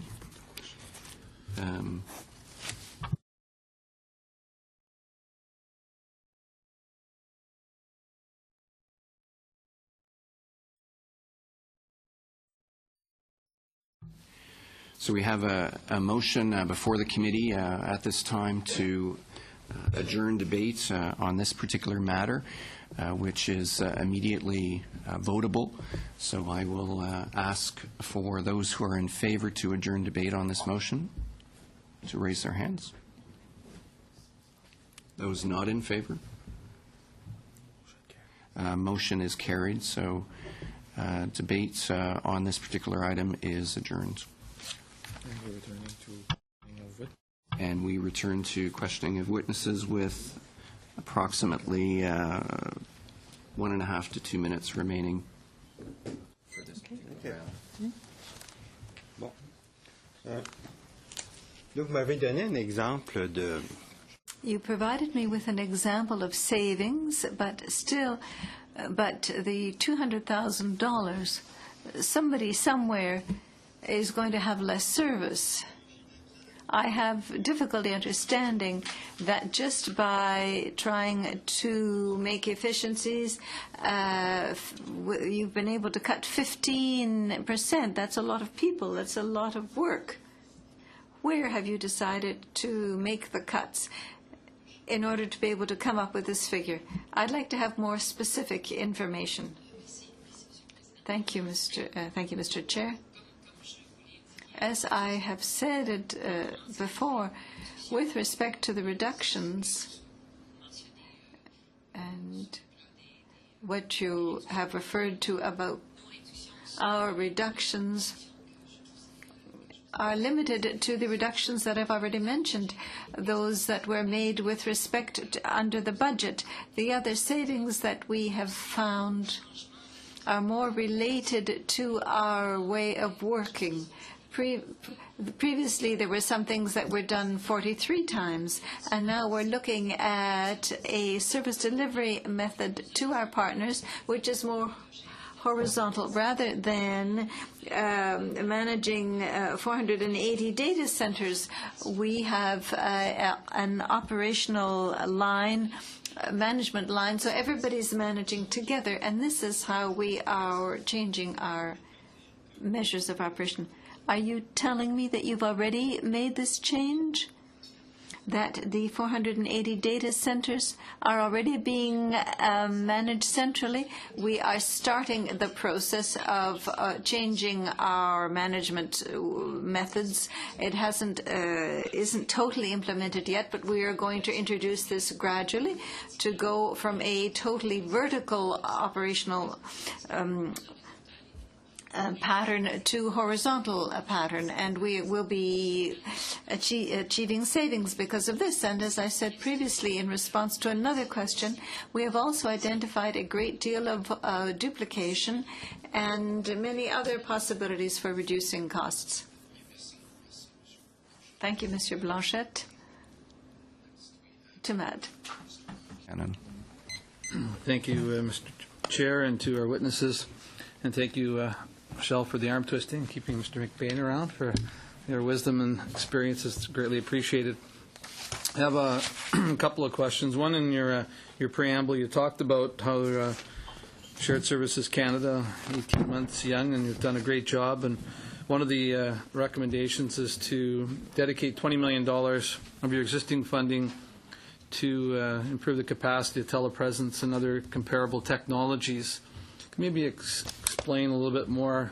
I know my wise colleague across the way, Mr. McCallum, has alluded to more than once the fact sometimes you have to invest some money up front in order to see those savings down the road. Could you elaborate a little bit about not only on the dollar savings, but some of the efficiencies of staff and productivity that will go into play with this improved technology? Thank you. Thank you for the question. As I mentioned a little earlier, we did spend some time further to the commitment that was made in Budget 2012 looking at the use of video conferencing across the Government of Canada. And one of the things that we did as part of that work over the last year was we in fact engaged with industry. So we issued a request for information, and we met with industry and talked about what are some of the new directions for video conferencing or telepresence, and what are some of the benefits that are associated with it. And so that very much informed the proposals that we made in terms of further investments to make. And to your question of productivity, one of the areas that is particularly promising in terms of additional productivity, and it is really where the video conferencing world is going, is not so much room-based video conferencing, but desktop-based video conferencing, really to permit ubiquitous video conferencing, whether it's from a mobile device, it could be a tablet or a laptop, or from a desktop. And so that's one of the things that informed our thinking in terms of the kinds of investments that might be required in the future, and some of the benefits that might bring. And if I could just mention one final plug for our major transformation programs, the network consolidation and network simplification that we're talking about will greatly enhance the capacity for ubiquitous video conferencing by giving us the ability to greatly expand the bandwidth available at the desktop. I appreciate it. I think one of the analogies that I had shared with me is the fact that one of the government officials might have to go to Toronto for a 1 hour or 2 hour meeting. Basically takes all day, sometimes an overnight trip, where they could have that meeting in 2 hours, be back at their desk, or remain at their desk, so have a full productive day. So I think it's a very good investment, and I appreciate your perseverance on that. Going back to the RPPs and trying to simplify understanding the budgeting process is one of the goals of our committee. We've been working on this for over a year, and it's still very difficult. On page 13, you talk about just above the expenditure profile and departmental spending trend, there's a paragraph there. It says, figures for 2014-15 and beyond include appropriations only as the department has no vote-netted revenue authority beyond 2013-14. Can you maybe explain what no vote netted revenue means? Thank you. Shared Services Canada does include vote-netted revenue as part of its funding that it uses to operate, and that's due to two things. Number one, some of the funding that was transferred to Shared Services Canada from the 43 departments is made up of revenue from those departments. So I'd use it as example HRSDC, which in terms of the funding transferred to Shared Services Canada would have included appropriations as well as revenues that it receives. The EI fund, for example, is one such revenue source. We also receive revenue for non-mandatory optional services that we offer on a cost recovery basis to departments. When Shared Services Canada was first established, one of the first things we had to do was to go to the Treasury Board and get authority to respend revenue. And that was done very quickly, within about 3 months. And at that time, the Treasury Board gave us the authority for the first 2 years only. We are required to go back to the Treasury Board this fall and renew that authority to respend revenue. Sort of your probation period, and you're being trusted, and I appreciate the good work that you're doing. Moving over a couple of pages to page 15, the RPPs, it talks about efficient and effective IT infrastructure services being delivered to the Government of Canada. And you're having a reduction over in 2014-15. Can you maybe elaborate what factors are contributing to this decrease in your budget? Thank you. Thank you for that question. So in terms of the reduction, it represents a reduction of $121 million, and the bulk of that really are the savings and contributions that we're making further to budget 2012, and those savings are due primarily to being able to harvest the savings associated with better contracts, better pricing, and one initiative that we're rolling out this year, which is called modernizing telephone services across our partner departments. which is whereby we are doing such things as moving from landlines to cell phones for employees that whose jobs are amenable to that, as well as moving from old-fashioned phones to voice-over Internet protocol phones, as well as also eliminating landlines that aren't being used, that are hidden in the walls and that we're still paying for. So those sorts of things are all included in that reduction. So that's worth about 90 million of the 121 million, and the balance really still is adjustments that are being made back and forth between some departments who gave us too much money and some departments that didn't give us enough, as well as other funding that we would have received for projects last year, for example, that are not continuing on this year, and a one-time funding for a wage settlement in last year. So they're little small items on all of those fronts. Thank you very much. I appreciate that's music to the ears, those savings. I know the folks in the back row behind you are also working hard fixing the precinct building, so I thank you all for working very diligently. Thank you, Ron. Next, for the Liberals, Mr. John McCallum. Thank you. I'd like to come back to the question of ships, and in particular how many of them you can buy for a given amount of money. I know this has been a matter of controversy. First, we were told the inflation rate was really low, and then we're told there wasn't any inflation, which has a huge impact when you're talking about 20, 25 years. And I know from my time at Defense that the military has a strong tendency to lowball procurement costs, and I suspect that hasn't changed. And most recently, I think last month, Defense Minister Peter MacKay was asked how many Arctic offshore patrol vessels could be bought with the money we had, and he said he didn't know. So I guess my question is, in terms of the Arctic offshore patrol vessels, how many can we buy with the money that we have, approximately? Thank you for the question. I think we have a significant amount of material in the public domain that we can certainly make available to the committee, but essentially the approach that we are now taking and have indicated that we are taking with the shipbuilding strategy is to go to a design and then production. And so we have issued a design contract to Irving in order to get at what is the most effective design, and based on that, we will then be able to ascertain what the production costs are, so that we can get a sense as to how many of the ships can be produced with the most effective design. Can you tell us what inflation rate is being assumed? I can certainly provide you with that information. I do not have it on hand, at hand with me today. Because I think the estimates of numbers of ships in dollars was made in 2010, and I think costs might have changed since then. I think it would be useful if you could provide to the committee information on anticipated number of ships and inflation assumptions. If you can do that. I think that we have, in fact, Mr. Chair, put out that material publicly, so I will provide you what we have, in fact, put forward in that regard. Okay. To Madame Ferrand, I was going to ask you if you have a business plan, and if so, you could share it with us. And then I think earlier you were talking about a transformation plan, which you are still working on. So I wonder if, either in terms of the transformation plan or a business plan, whether you would be able to share it with us when it's ready. Thank you, Mr. Chairman. I think, as I recall, we provided to the committee our integrated business plan for the past year, for 2012-2013, okay. And we will be renewing or updating that business plan for the department's business for 2013-2014. And that we should have that integrated business plan for 2013-2014 by June of this year. Well, thank you. I think you've dropped from two programs to one program in your program alignment. If that is correct, it does make it a little bit more difficult for us to know what's going on.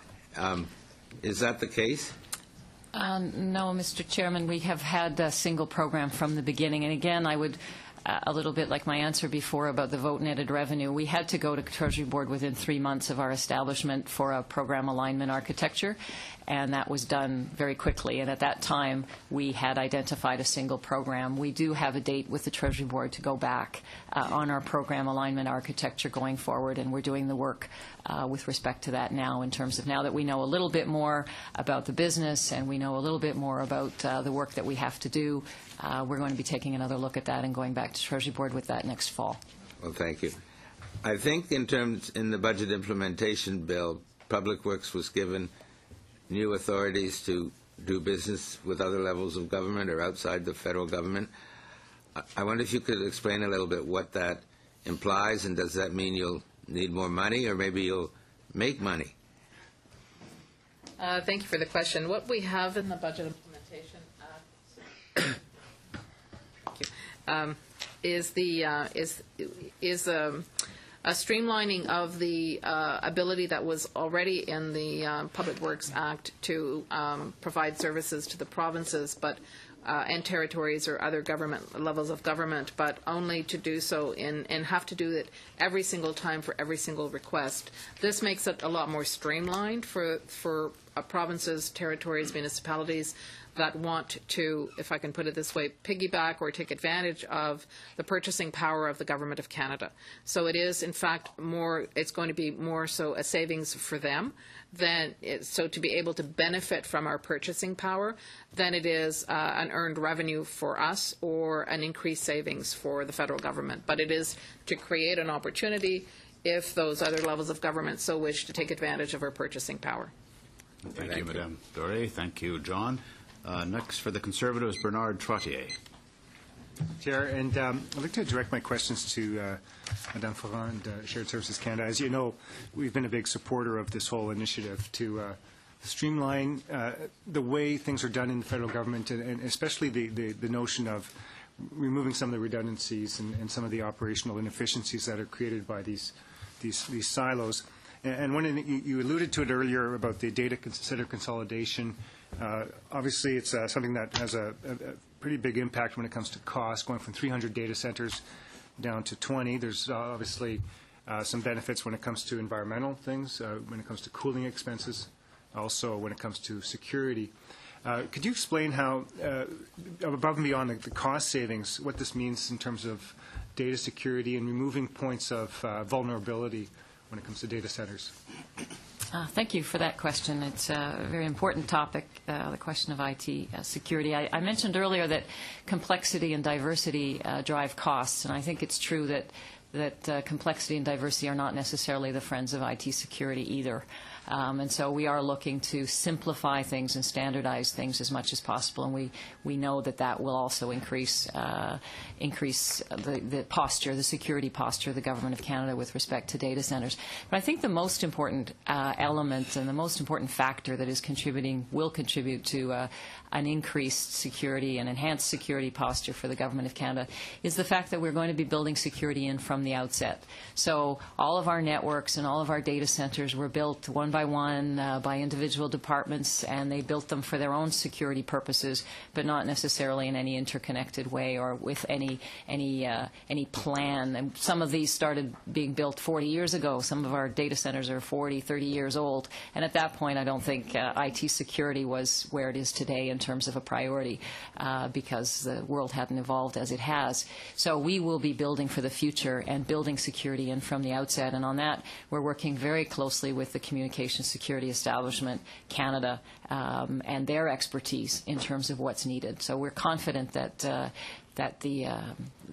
final configuration and the data centers themselves, the networks between them, will demonstrate a greatly enhanced IT security. Yeah, no, I mentioned the environmental benefits. I don't know if people appreciate to what extent big data centers actually generate a lot of heat and the cooling expenses associated with that. Have you quantified the green benefits of data center consolidation? We've certainly, at this point, done a full inventory of our costs in terms of heating and cooling, and cooling in particular, power and cooling. And one of the things, in fact, that you notice when you look at some of our larger data centers is that you would walk in and you'd say, my God, there's so much room left in this data center because it's only, let's say, 2/3 full. But that's because we've run out of power and cooling capacity for that space. There's still lots of floor space, but there's not enough power to do it. So a big objective of this initiative is to be much more efficient with respect to cooling, just by reducing the number of data centers, by situating them where we can optimally get the best arrangements in terms of power costs and that sort of thing. We anticipate significant savings in that area as part of the whole process. Whether at the end of the day, with the requirement for storage and data management increasing, not just in the Government of Canada, but all across the private and public sectors, whether it will generate an actual savings or whether it will be a case of we will do much, much more with the same amount of money. Okay. Now, the bulk of the estimates for Shared Services Canada is around IT services. There's this other collection of services, internal services, kind of, it's a bit of a cats and dogs, if you will, pardon the expression, but things like legal services, HR, real property services, material services, acquisition services, travel. Can you describe your progress in providing consolidated shared services in those areas? Thank you for that, and I'll think of that, of your cats and dogs, when I think of Madame Rawlis and what she's responsible for going forward. But it's true, there is a lot of different services that are provided under that. When Shared Services Canada was established, we made a commitment to ourselves as well as to the government in terms of the savings that we could achieve, that we were going to develop the leanest possible corporate services model in the Government of Canada. And so we have done that, and we are leveraging things like automation. For example, we're one of the departments in the pilot for electronically available ATIP services, for example. So wherever we can, we've partnered with other departments in terms of the financial system. We've partnered with Public Works, in fact, for the financial system, and with Agriculture Canada for our HR system. So we're really looking to maintain a very lean posture, but to nonetheless provide all of the internal services to our staff that they require. They're located all across the country, including some in the north. And so we've leveraged technology, virtual management, virtual team kind of processes in order to be able to do that. Thank you very much. Thank you, Bernard. And Linda Duncan has asked for the floor, and then Peter Braid, and then that will pretty well wrap us up for Thanks. the day. I just have one follow-up question, which follows very well on my colleague, Mr. Trottier, who always asks excellent questions. Speaking of cost savings from electricity, you're probably aware, or you may not all be aware, but our committee has been doing an intensive review of energy efficiency and how much attention the federal government is giving to the potential cost savings. In your report on plans and priorities, under just about every other category, you talk about how you're going to save money for the government. But what I find puzzling is on energy efficiency, there's absolutely zero mention of the potential monumental cost savings from energy efficiency. I'm wondering if you could speak to that and whether or not Public Works has been making recommendations to the government that they could further bring down their deficit rather than reducing the employment numbers by doing a greater upfront, more expedited investment in energy efficiency and thereby long-term saving money for taxpayers. Thank you for the question. I assume it's directed to Public Works. And I believe the committee has asked for and has received or will receive shortly some fairly detailed information on what steps, what types of initiatives we have taken to address some of your questions on energy efficiency, on the buildings, what kind of work we have done to address some of those specific questions. But I think to your more specific question today, I would ask Mr. McBain to address those. Thank you for the question.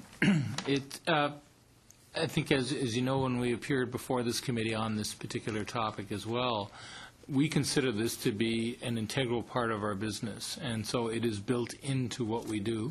As the deputy indicated, we have provided a list of numbers in terms of projects that include energy efficiency as part of the project, so that is part of the detailed information that is coming to the committee. When we did appear, I did speak to the energy savings that the branch for the department has been able to realize since 2005, a 17% reduction in our costs. Just interject, Mr. McBain. You've actually given us great testimony. My question is to your report on plans and priorities in your budget. Well, every other category you're showing where you can have cost savings by cutting this, that, and the other. There's absolutely no mention in here. You talk about reducing the environmental footprint, but there's no mention whatsoever in the report on plans and priorities about money that can be saved to taxpayers by putting greater attention to this. So I'm just puzzled why that's not mentioned there where it comes up in every other category. It's not in, it hasn't been highlighted specifically. That's clear, you're quite right. But it is built into some of our initiatives, such as Workplace 2.0, which is going to reduce our footprint and therefore will ultimately result in a lower energy consumption and lower energy cost. I think if I may speak to the specific question as to why we haven't flagged it in the RPP, where we have, in fact, where there is a greening government component to it, whether it's an efficiency reduction or an improvement, we've actually tried to tag it by putting a little G beside the activity to show that it is actually linked to our sustainable strategy. So it doesn't mention cost saving. Well, I rest my case. The cost savings are integrated, Mr. Chair, in each one of them. So they contribute to greening, and the savings are attributed to that. So they're attributed to two specific areas. Okay, thank you. That's all we have for now. Then we'll recognize Peter Braid, and that will probably bring us to our conclusion. Well, thank you very much, Mr. Chair. And in our remaining few minutes, hopefully I'll have time for a question or two for our officials still on the main estimates. But before I do that, I just wanted to ask that we come back to Madame Duncan's motion that she moved at the outset of the meeting, and just have a final discussion on that just in our remaining couple of minutes relating to the invitation for the minister to attend. Motion was set aside as per your motion. You'd like to bring it back to the floor as we speak. Is that correct? Indeed. Just to revisit it briefly and sure. Sort of cleanly deal with this. And what I'd like to do, Mr. Chair, is actually propose an amendment to the original motion, and further to my previous suggestions, that my amendment to the original motion read that the subcommittee look at inviting the minister if the committee's schedule permits it. I'm sorry, where were you going to add that language? Well, I would suggest that essentially become the motion that we discuss. That it's a standard practice, of course, for this committee that all items of committee business be discussed and fully discussed at subcommittee. So I'm suggesting that the original motion be revised to read that the subcommittee look at inviting the minister if the committee's schedule permits it. You've heard the amendment that the subcommittee shall look at inviting the minister, et cetera, to appear if schedule permits. Now, you're talking about the schedule of the subcommittee or the schedule of the minister? Schedule of the committee. The committee. Well, we're scheduled to meet at 1 o'clock tomorrow afternoon. I'm sure we could find room. Well, let's discuss that at the subcommittee and look at the schedule and the committee business as we do within that forum. My only comment is I think that's exactly what would have happened anyway. I mean, we deal with these things at subcommittee, and we're scheduled to. Does anybody want to debate this? Linda? Yeah, I don't accept the amendment because, as you say, Mr. Chair, that is precisely what the steering committee and then the committee does, is we revisit where we could put this in the agenda. I just don't see it as a necessary amendment, and I don't favor it, because that simply would allow for the Conservatives on the committee to vote against finding any room on the agenda. Well, just to be clear, there's no such thing as a friendly amendment at committee. So if he's moving a sub-amendment, all you can do is vote it down if you choose to. Matthew? No? Okay, let's put that sub-amendment to the amendment to the committee to the floor. All those, Ron Cannon. Just to clarify, though, to Ms. Duncan's original motion, that wasn't intended to go to the subcommittee. It was to vote on it right here, to deal with it right now. So this is, Mr. Chair, you said that that's what the intention of Ms. Duncan's motion was. So I just wanted to correct the facts. Thanks. Yeah, I was only saying that I had no doubt that the issue would have been raised at our planning committee meeting on tomorrow. All those in favor of the amendment to the motion? Hands down, opposed, if any. The motion to the amendment is carried. Then on the main motion. Any further debate? Any further debate? No. I actually just have a point of clarification, because I'm exactly not sure really what we're voting on, when we're going to be voting on. We just does the rest of the motion remain, Madame Duncan's motion remain the same? Yes. Yes. The only amendment made to the motion was including the word subcommittee, and you looked at inviting the Minister of Public Works and Government Operations and officials to appear, if schedule permits, before the committee. Well, that's not quite right. You know what he meant. Permits it. It's a committee schedule. And then the rest of the text remains the Yes. same. Okay. Just wanted that point So of let's just vote on the main motion then as amended. Linda. To raise a question, I remain procedurally puzzled. I thought that the decision was to defer this and refer it to the committee. So how is it that all of a sudden it comes before this committee again? As a separate motion, he moved to amend this language. He's essentially brought up a separate item. Your language, his amendment, it became a matter on the floor as that. So then we're going to have to refer it to the committee again? Well, no, it's open on the floor now as amended. So all those in favor of the motion as amended? Hands down, opposed if any? Okay, the motion then carries. Thank you. And then you had 1 minute's time left to deal with the witnesses. Peter?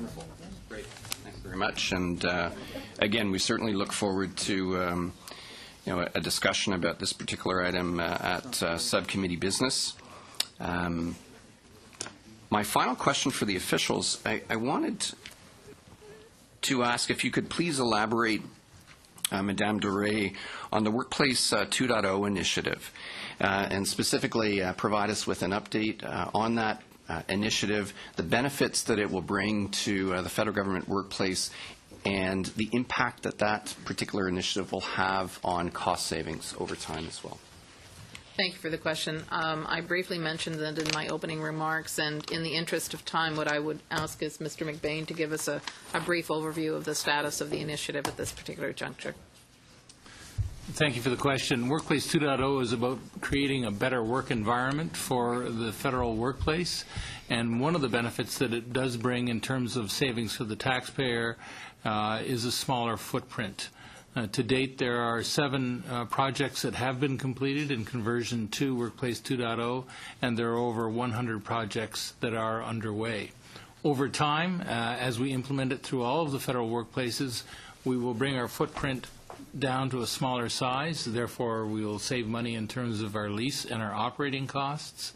And we are creating a more open and transparent, and I would argue a greener workplace, which is important for recruitment and retention of federal workers. It also allows us to collaborate significantly with our colleagues at Shared Service Canada. We house 105 different departments and agencies. As you can imagine, in the past, there were a lot of vertical arrangements for IT and informatics. We now work exclusively with Shared Service Canada to implement a much more effective and technologically advanced workplace that also saves money for taxpayers. Thank you. Thank you, Peter. Thank you, everyone. Then we will just, that's it for rounds of questioning. We're going to thank our witnesses for attending on behalf of their minister to present and defend the main estimates for 2013-14, but I think you as the officials, departmental officials, must have sensed that how profoundly disappointed we are not to have the minister here to present, to defend her own estimates. It's so fundamental to our Westminster parliamentary democracy, and it's so in keeping with a comprehensive, in-depth study that we just did to make our examination of the estimates more robust. It was bad enough when ministers used to come here for 2 hours, and now we're told they can only stay for 1. Well, now they don't come at all. I can't imagine what could be more important other than a death in the family or a severe health crisis that would keep the minister away from this most important meeting of her schedule, I would say. Anyway, it's not your problem and not your fault, but thank you for coming and doing a good job and answering our questions. Meeting's adjourned.